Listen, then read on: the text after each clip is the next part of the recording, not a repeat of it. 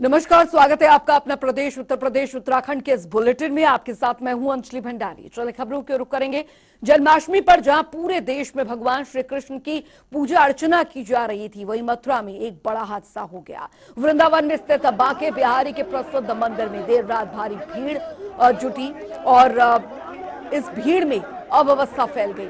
इस दौरान दम घुटने की वजह से एक महिला और एक पुरुष की मौत हो गई, जबकि कई लोगों की हालत बिगड़ गई, जिन्हें पुलिस ने बड़ी मुश्किल से भीड़ से निकाला। आपको बता दें, मंदिर में बाहर निकलने के लिए 2 गेट हैं, 4 नंबर और 1 नंबर। 4 नंबर गेट पर एक श्रद्धालु दम घुटने के कारण बेहोश हो गया। उसे पुलिसकर्मी जब तक निकालते तब तक मंदिर से निकलने वाले श्रद्धालुओं की भीड़ अधिक जमा हो गई, जिसकी वजह से अन्य श्रद्धालुओं का दम घुटने लगा और हादसा हो गया। इस हादसे पर सीएम योगी ने दुख जताया है। सीएम ने पीड़ितों और उनके परिजनों की हर संभव मदद करने के निर्देश दिए हैं। तो फिलहाल ये हादसा उस वक्त हुआ जब भीड़ काफी ज्यादा बढ़ गई थी। कोई कुछ समझ पाता, उससे पहले ही कई लोगों की हालत जो थी वो बिगड़ने लगी।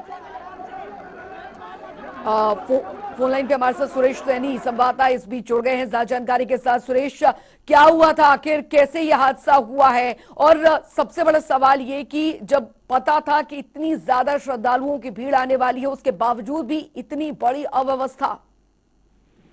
जी बिल्कुल, मैं आपको बता दूं, बांके बिहारी मंदिर में एक बड़ा हादसा आज रात हुआ है, जब भगवान श्री कृष्ण की जन्माष्टमी मनाने के लिए देश भर से लाखों लोग वृंदावन पहुंचे थे। और उस दौरान जब बांके बिहारी मंदिर में जन्माष्टमी का उत्सव मनाया जा रहा था, जब भगवान के जन्मोत्सव के बाद जैसे ही मंगला आरती होती है, तो उस समय जो भक्त थे उनका जो तादाद थी बहुत ज्यादा संख्या में मंदिर में पहुंच गई। और भीड़ इतनी ज्यादा थी क्योंकि गर्मी का माहौल और फिर लोगों की संख्या इतनी थी कि वहां पर धक्का मुक्की और भीड़ के बीच में एक दूसरे से लोग दबने लग गए थे, जिसके दबाव में आकर के कुछ लोगों की जो सफोकेशन के कारण जो है दम घुटने लगी, और जिसमें 2 लोगों की दम घुटने से मौत हो गई है, जबकि कई लोग हॉस्पिटल में भर्ती कराए गए थे, जिनको अभी वृंदावन के सोसैया हॉस्पिटल से सुबह डिस्चार्ज कर दिया गया है। हालांकि अगर बात करें पुलिस की, तो पुलिस की जितनी फोर्स थी, लेकिन पुलिस व्यवस्था थी, चूंकि जन्माष्टमी एक ऐसा पर्व है जिसके लिए पूरे मथुरा जनपद में फोर्स तैनात की जाती है। और चूंकि मेन जो कृष्ण जन्मभूमि है, वहाँ पे बहुत बड़ी संख्या में पुलिस फोर्स तैनात की जाती है। वृंदावन में भी पुलिस की व्यवस्था थी। मथुरा के जो वरिष्ठ अधिकारी थे पुलिस के, वो वहाँ देखरेख में थे, चूंकि लेकिन जनता पब्लिक का जो भीड़ थी उसके आगे वो सब बौना साबित हुई।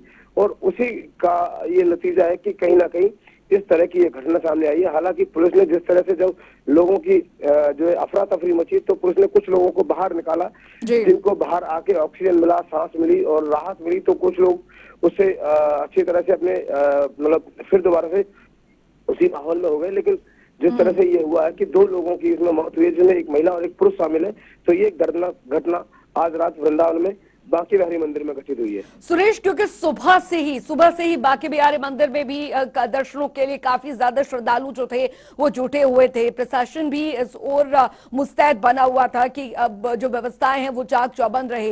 लेकिन ये हादसा जिस दौरान हुआ, क्योंकि भगवान श्री कृष्ण के जन्म के बाद ये भीड़ जो थी वो बहुत बढ़ती चली गई, क्योंकि दर्शन के लिए जो भक्त हैं उनकी काफी लाइन लंबी हो गई। लेकिन यहाँ पर यह हादसा, ये क्या चूक थी या अव्यवस्था किस तरीके की फैली? क्योंकि निकलने के लिए बाहर क्या एक ही गेट था?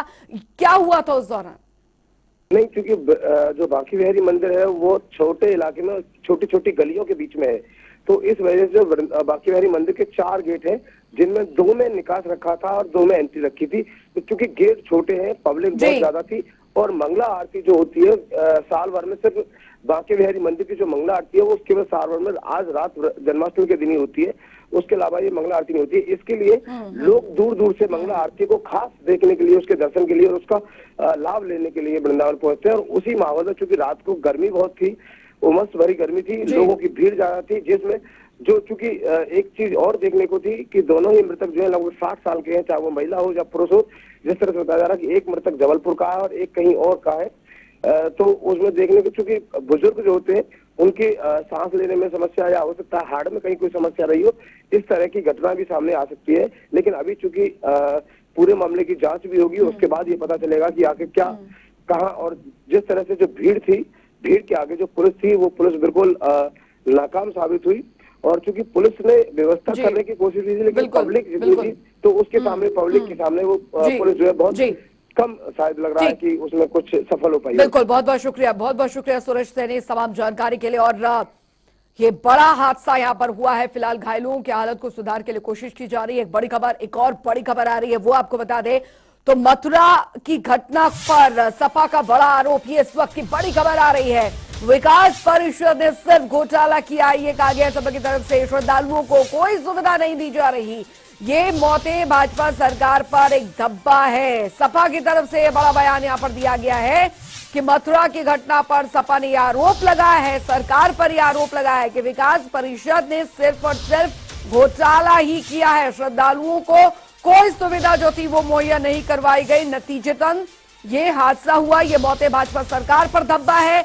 मथुरा की घटना को लेकर समाजवादी पार्टी की तरफ से बड़ा आरोप यहां पर सरकार पर लगाया गया है, राज्य सरकार पर लगाया गया है। श्रद्धालुओं की कोई सुविधा जो थी श्रद्धालुओं को नहीं दी गई और जिसकी वजह से ये स्टैम्पीड हुई है, ये हादसा हुआ है। तो मथुरा की घटना पर समाजवादी पार्टी ने निशाना साधा है राज्य सरकार पर और ये कहा है कि विकास परिषद ने सिर्फ और सिर्फ घोटाले किए हैं। और कल जो मथुरा में हुआ, जिस तरीके से हुआ, जो हादसा हुआ, वो सिर्फ और सिर्फ भाजपा सरकार पर एक बड़ा धब्बा है। ये बड़ी खबर आपको यहाँ पर बता रहे हैं। तो ये बड़ा आरोप यहाँ पर लगाया है और सपा की तरफ से कहा गया है कि विकास परिषद ने सिर्फ और सिर्फ घोटाला किया है, श्रद्धालुओं को कोई सुविधा नहीं दी गई।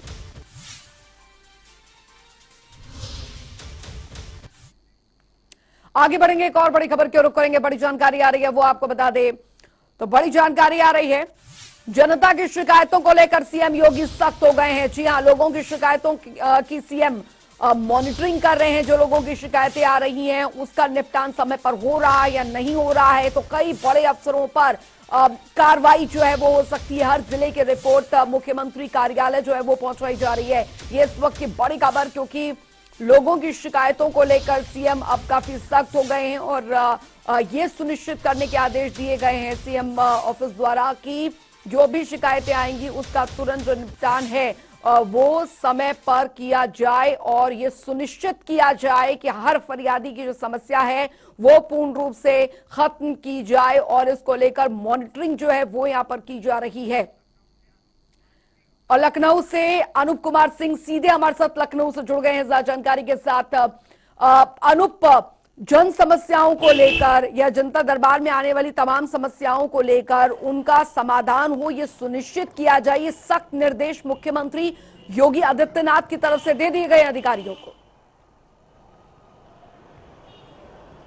देखिए, कुछ अधिकारियों पर अब सीएम मुख्यमंत्री योगी आदित्यनाथ के रडार पर आ चुके हैं, क्योंकि लगातार जिस तरीके से शिकायतें मिल रही हैं कि जो जिले के अधिकारी हैं वो जनता की फरियाद नहीं सुनते हैं, अगर सुनते भी हैं तो टाल मटोल करते हैं। जिस तरीके से सीएम पोर्टल पर जो शिकायतें दर्ज होती हैं उनका निस्तारण सिर्फ कागजों पर हो जाता है, जिसका कारण यह है कि मुख्यमंत्री का जनता दरबार जब लगता है तो वहां पर भीड़ जुट जाती है। मुख्यमंत्री योगी आदित्यनाथ ने सख्त निर्देश देते हुए कहा है, अब अंदाजा लगा सकती हैं अंजलि कि 4 अप्रैल से और 16 अगस्त तक 28,700 से ज्यादा शिकायतें आ चुकी हैं, जिसमें 26,200 शिकायतें के निस्तारण हो चुका है। तो ऐसे में जो भारी भरकम एक जन शिकायतों का जो निस्तारण नहीं हो पाया है उसको लेकर तो सीएम नाराज ही हैं, लेकिन उसके बावजूद भी उस शिकायतें का निस्तारण हुआ है उसमें भी गोलमोल हुआ है। कागजों पर तो शिकायतों का निस्तारण हो गया, लेकिन हकीकत में कुछ नहीं हुआ है, जिसकी शिकायतें अब सीएम दरबार में आने लगी हैं।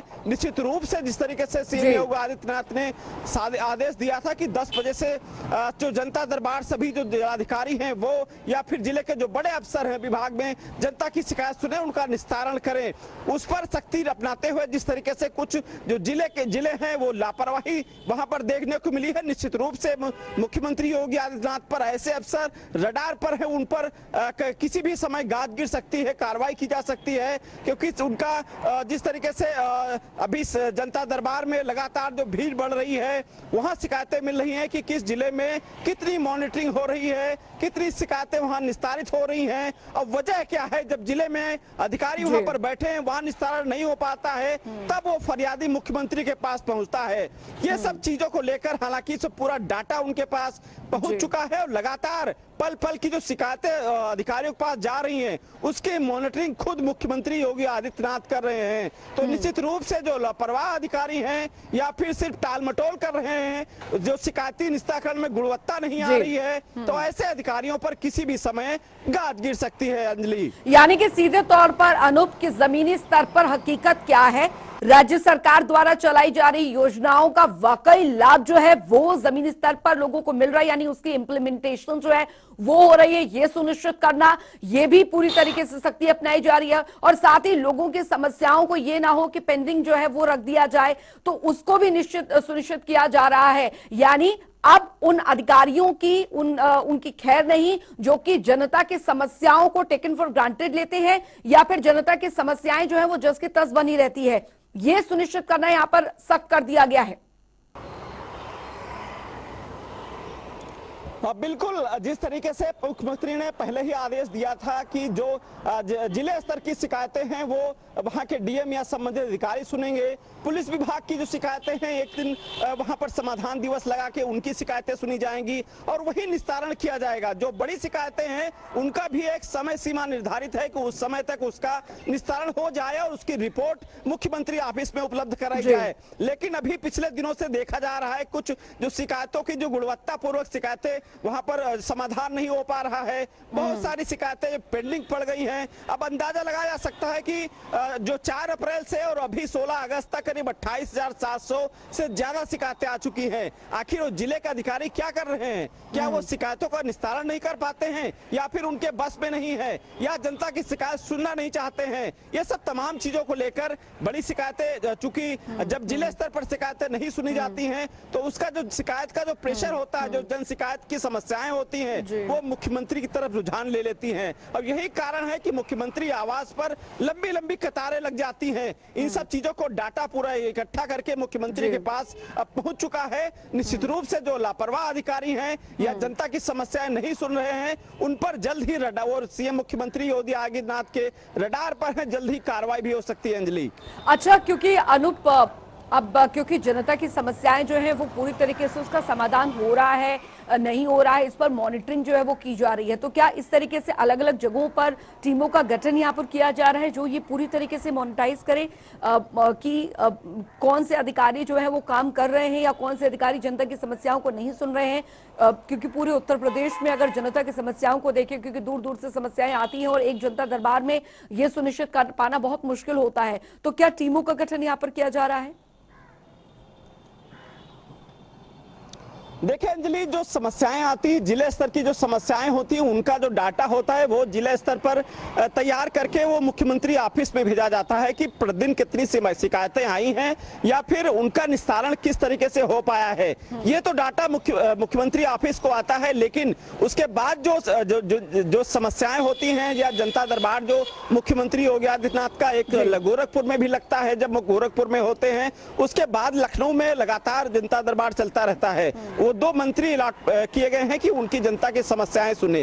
वो जो एक फीडबैक लेते हैं, जो जिलों का फीडबैक मिलता है वो भी जनता से मिलता है कि वो मुख्यमंत्री पोर्टल पर तो उन्होंने शिकायत की लेकिन उसका डीएम साहब निस्तारण नहीं कर पाए या फिर उनके विभाग के अधिकारी निस्तारण नहीं कर पाए, तो वो फीडबैक जनता से ही मुख्यमंत्री ऑफिस में मिलता है। फिर मुख्यमंत्री ऑफिस से वो जो संबंधित अधिकारी से फीडबैक लिया जाता है कि आखिर ये शिकायत आपके पास आई थी, क्यों नहीं इनकी शिकायत वहां पर निस्तारण हो पाया। तो इस तरीके से एक डाटा कलेक्ट होता है और एक भारी भरकम जो संख्या है, आंकड़ा है, वो हो चुका है कि अभी तक एक जो आंकड़ा है वो लंबा हो चुका है कि शिकायतों को निस्तारण किस तरीके से यही सुनिश्चित करने के निर्देश दिए गए। बहुत बहुत शुक्रिया अनूप सिंह इस तमाम जानकारी के लिए। खबरों में आगे बढ़ेंगे। बिजनौर में एक लुटेरी दुल्हन का नया कारनामा सामने आया है। लुटेरी दुल्हन ने अपने सहयोगियों के साथ मिलकर एक रात की सेज यहाँ पर सजाई और अपने नए पति और उसके परिजनों को नशीला पदार्थ देकर घर में रखी नकदी और सोने चांदी की जेवरात लूटकर फरार हो गई।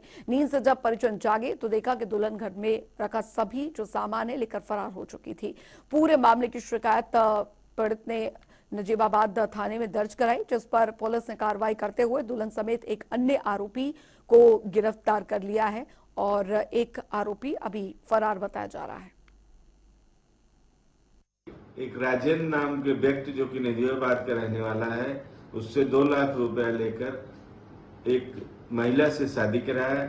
शादी के उपरांत वह दुल्हन जब घर गई चुरू राजस्थान, तो उसने खाने में नशीला पदार्थ डाल के सभी को बेहोशी की हालत में छोड़कर घर से जेवरात और नकदी लेकर फरार हो गई। इस सूचना पर अभियोग पंजीकृत किया गया। अभियुक्त गण की जब तलाश की गई तो 3 अभियुक्त आज बस अड्डे पर कहीं और जाने की तैयारी में थे मिले, जिनके पास से लगभग 36,000 रुपया और जो फरार थी वहां से लुटेरी दुल्हन, उसके पास से सभी जेवरात जो वहां से लेके आई थी बरामद हुआ है। एक अन्य अभियुक्त अभी फरार है, जिसकी गिरफ्तारी के प्रयास की जा रहे हैं। अन्य विधिक कार्यवाही प्रचलित है।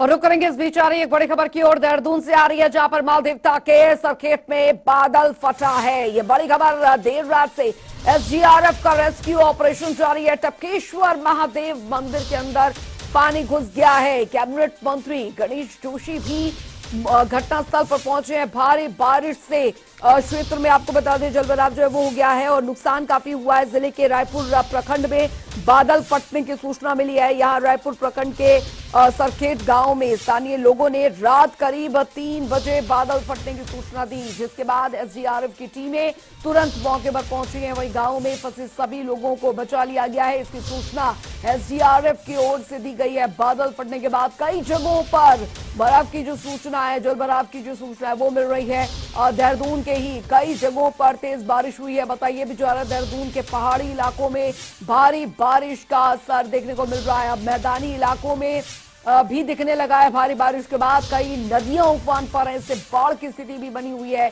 कई जगहों पर सड़कें टूटने और घरों में पानी घुसने की बात भी सामने आ रही है। ये बड़ी खबर आपको यहां पर बता रहे हैं, क्योंकि मौसम विभाग ने पहले इसको लेकर अलर्ट जारी किया था कि उत्तराखंड में, समूचे उत्तराखंड में भारी बारिश का अलर्ट है। और उसके बाद फिलहाल नदियां जो है वो पूरी तरीके से उफान पर है।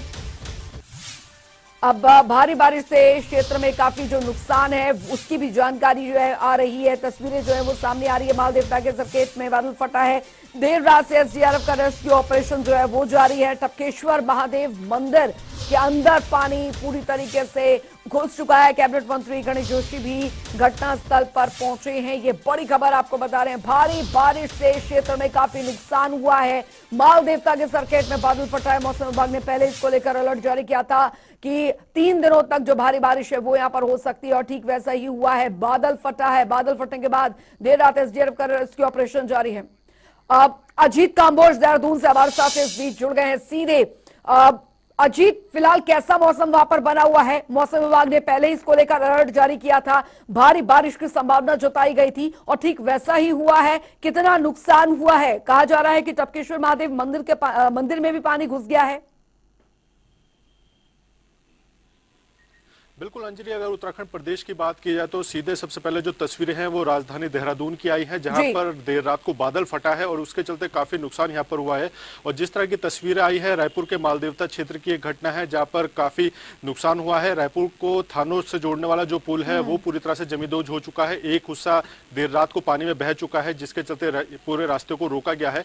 इसके अलावा सारा खेत क्षेत्र है, वहां पर काफी नुकसान हुआ है। हालांकि जानमाल का कोई ज्यादा नुकसान नहीं हुआ। एक युवक के बहने की सूचना है, लेकिन वो बहा है नहीं बहा इसकी अभी तक पुष्टि नहीं हो पाई है, लेकिन नुकसान काफी ज्यादा हुआ है। इसके अलावा प्रदेश के अगर अलग अलग क्षेत्रों की बात की जाए तो काफी नुकसान है। और अभी की जो ताजा तस्वीरें हैं देहरादून जनपद की, बारिश जरूर रुकी है लेकिन मौसम पूरी तरह से यहाँ पर खुला नहीं है। और मौसम विभाग का जो अलर्ट है वो लगातार बना हुआ है कि भारी बारिश पूरे उत्तराखंड प्रदेश में अगले 2 से 3 दिन देखने को मिलेगी। तो ऐसे में स्थानीय स्तर पर अगर बात की जाए तो स्कूलों को पूरी तरह से यहाँ पर बंद कर दिया गया है। छुट्टी आज की घोषित यहाँ पर की गई है।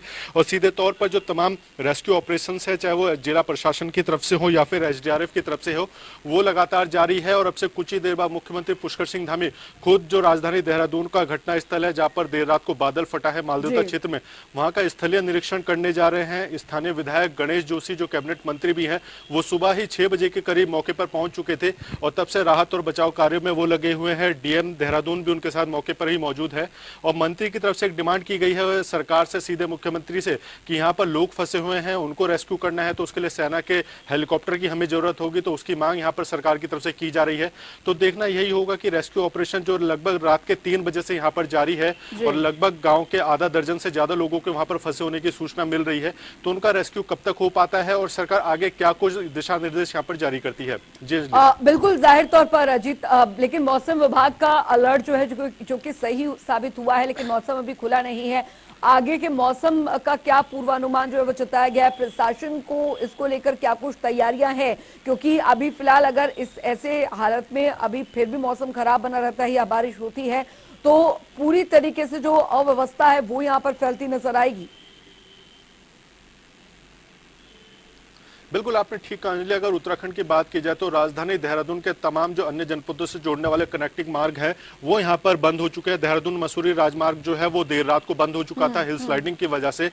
यमुनोत्री मार्ग की अगर बात की जाए तो कल बमुश्किल वो आधा घंटे के लिए खुला, वो कंटिन्यू बंद हो रहा है। लैंडस्लाइडिंग वहां पर लगातार हो रही है।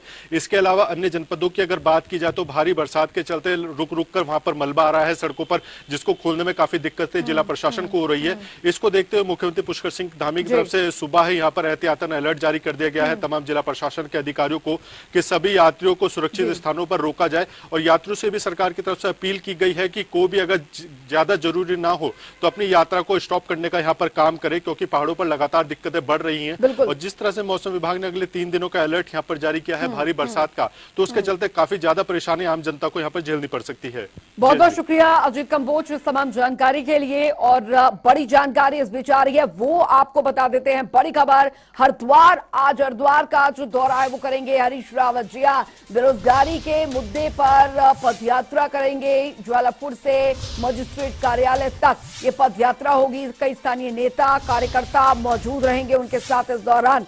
तो बता दें स्थानीय नेता और कार्यकर्ता भी मौजूद इस दौरान रहेंगे हरीश रावत के साथ। तो आज हरीश रावत का हरिद्वार दौरा जो कि बेहद महत्वपूर्ण बेरोजगारी के मुद्दे पर यात्रा जो है वो निकालने जा रहे हैं हरीश रावत। ये बड़ी खबर आपको बता रहे हैं। मजिस्ट्रेट कार्यालय तक ये यात्रा जो है निकलेगी। स्थानीय नेता कार्यकर्ता इस दौरान मौजूद रहेंगे।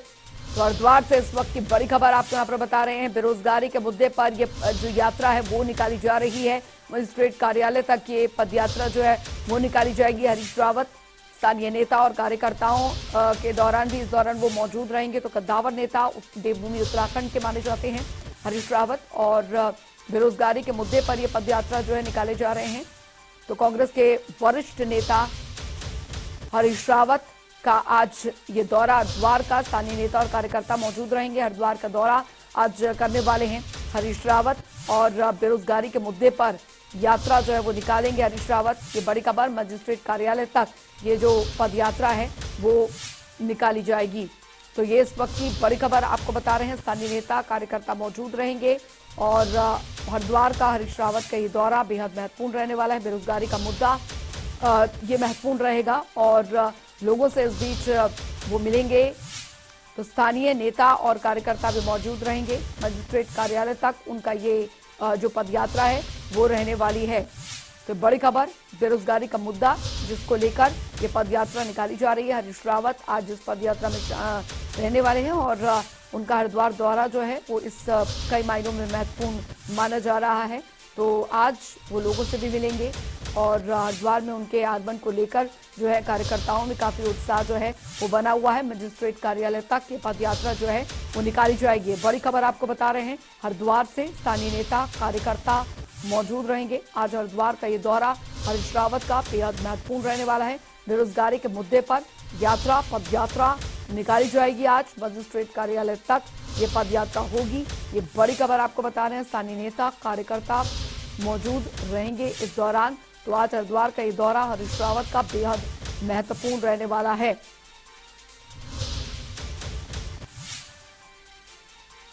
और हरिद्वार से संवाददाता विकास खरे हमारे साथ फोन लाइन पर जुड़ गए हैं ज्यादा जानकारी के साथ। विकास साहब, कांग्रेस के कद्दावर नेता हरीश रावत का आज हरिद्वार दौरा कितना महत्वपूर्ण जो है वो रहने वाला है और क्या कुछ रहेगा उनका कार्यक्रम? बिल्कुल अंजलि, देखिए आपको बता दें उत्तराखंड के पूर्व मुख्यमंत्री और कांग्रेस के गद्दावर नेता हरीश रावत का आज हरिद्वार दौरा है। और आपको बता दें ये दौरा आज बहुत ही महत्वपूर्ण रहने वाला है, क्योंकि हरीश रावत जिस तरह से बेरोजगारी को लेकर या फिर जिस तरह से बढ़ती महंगाई को लेकर आज उनकी पदयात्रा रहेगी और हरिद्वार के तमाम जो कार्यकर्ता कांग्रेस के जो वरिष्ठ नेता है वो पदयात्रा में कि सिडकुल में जिस तरह से बेरोजगारी लगातार चरम पर है, तो कहीं ना कहीं जो कर्मचारी है उनका जो है ड्यूटी के जो घंटे तो बढ़ा दिए गए, उनका वेतन नहीं बढ़ाया गया। और इसके साथ साथ देश में जो है माराथन में शुमार बेचेल की अगर बात करें तो बेचेल कंपनी कहीं कहीं वो भी जो है कई जो है गिरावट की कगार पर जा रही है। तो बेचेल को लेकर एक बड़ा मुद्दा हरीश रावत का लगा, क्योंकि जिस तरह से पिछले कई सालों से जो है बेचेल कहीं न कहीं डूबते कगार में दिख रही है। तो कहीं जो कर्मचारी लगातार बेचेल के वो भी लगातार प्रशासन का सबब झेल रहे हैं। तो कहीं हरीश रावत का जो मुद्दा है बेरोजगार और महंगाई को लेकर आज एक काफी महत्वपूर्ण मुद्दा माना जा रहा है। जी अंजलि, बहुत बहुत शुक्रिया विकास का इस तमाम जानकारी के लिए। उधर रामनगर में Allen welfare nurses foundation Uttarakhand के बैनर तले 2621 नर्सेज की नियुक्तियों को लेकर हल्द्वानी से देहरादून तक युवाओं ने पैदल यात्रा निकाली। बता दें आपको कि यात्रा में हल्द्वानी से रामनगर पहुंचे फाउंडेशन के प्रदेश अध्यक्ष बब्बल ने बताया कि अपनी इस नर्सिंग भर्ती को वर्षवार कराने के लिए पिछले 2 वर्षों से लगातार संघर्ष कर रहे हैं। उन्होंने ये भी कहा कि जब तक नियुक्ति नहीं हो जाती तब तक ये लड़ाई जारी रहेगी। अगर मांगे नहीं मानी गई तो वे आत्मदाह करने को मजबूर होंगे। और चलिए इस बुलेटिन में अभी के लिए फिलहाल इतना ही। एक ब्रेक, आप बने रहिए जनता टीवी के साथ।